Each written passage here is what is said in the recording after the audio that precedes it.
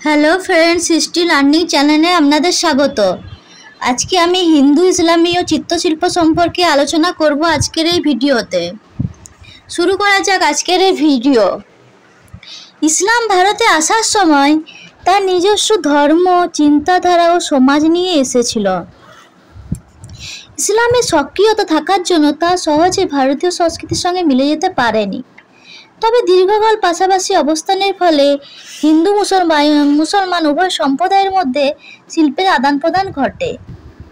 ফলে ইন্দো ইসলামীয় শিল্পকলার উদ্ভব হয়। হিন্দু ইসলামীয় স্থাপত্য অলঙ্কার বহুল ও ভাস্কর্য বহুল হওয়ার জন্য উভয়ের মিশ্রণ ঘটে। অবশ্য হিন্দু মন্দির ও মসজিদের অঙ্গসজ্জা ও কারুকার্যে তফাৎ ছিল।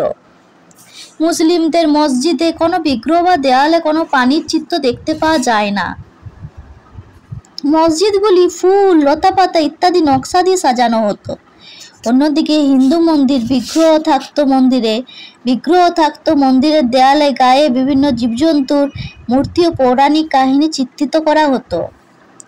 মন্দিরের বাইরের দিকে পোড়ামাটির ফলক দিয়ে সাজানো হতো। এই ফলকগুলিতে নানা দেবদেবী, মানুষ, জীবজন্তুর চিত্র, রামায়ণ, মহাভারত, চণ্ডী প্রভৃতি কাব্য ও পুরাণের কাহিনী, এমনকি সমাজচিত্রও প্রতিফলিত হয়েছে। বাংলায় বিষ্ণুপুরের মন্দিরের টেরাকোটা সৌন্দর্য বৈচিত্র্যে অতুলনীয়। দিল্লির সুলতানি শাসকগণ চিত্রশিল্পের অনুরাগী ছিলেন না, কারণ তাদের উৎসাহে তৈরি হয়েছিল এমন কোনো চিত্রের সন্ধান এখনো পর্যন্ত পাওয়া যায়নি। সুলতানি যুগে প্রাদেশিক মুসলিম শাসকেরা চিত্রকলা সমাদর করতেন। জৈনপুর, মান্ডু, আহমেদাবাদ প্রভৃতি স্থানে শাসকদের উৎসাহে মিনিয়েচার শিল্পের বিকাশ ঘটে। রাজস্থান, গুজরাট, সৌরাষ্ট্র প্রভৃতি অঞ্চলে জৈন মন্দির বা পাঠাগারে মিনিয়েচারের বহু নিদর্শন দেখতে পাওয়া যায়।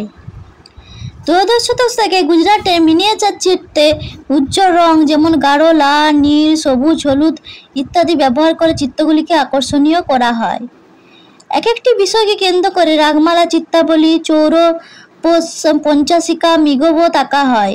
মোগল যুগে এই চিত্রশৈলী উত্তরাধিকার সূত্রে চলে আসে।